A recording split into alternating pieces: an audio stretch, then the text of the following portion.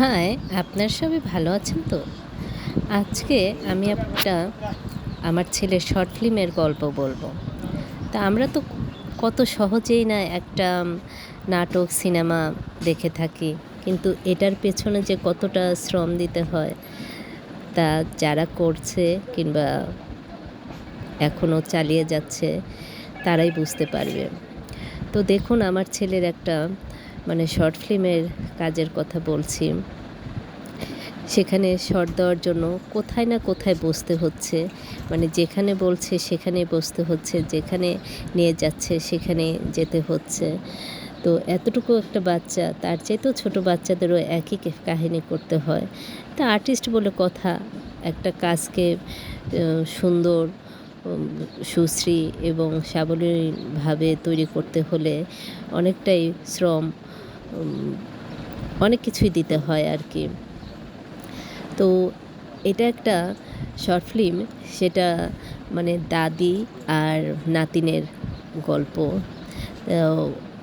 নাটকটা এতটা সুন্দর আর এতটাই শিক্ষণীয় একটা নাটক যে বয়সও হলে যে দাদা দাদি কিংবা নানা নানি তাদেরকে যে কেউ দেখে না, তখন যে তাদের কী একটা অবস্থা হয়, সেরকমই একটা নাটকের কথাই বলছি।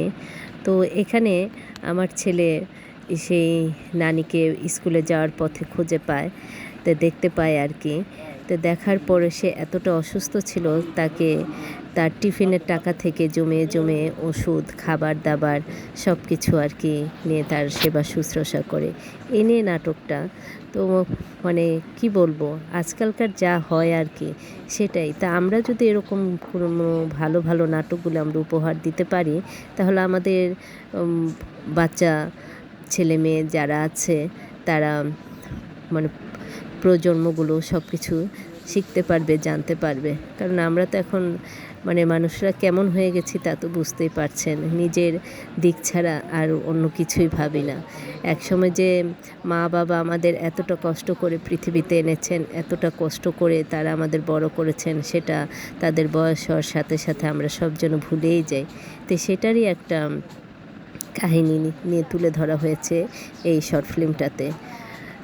তো ফেসবুকে যদি নাটকটা আসে তো আপনারা সবাই দেখবেন।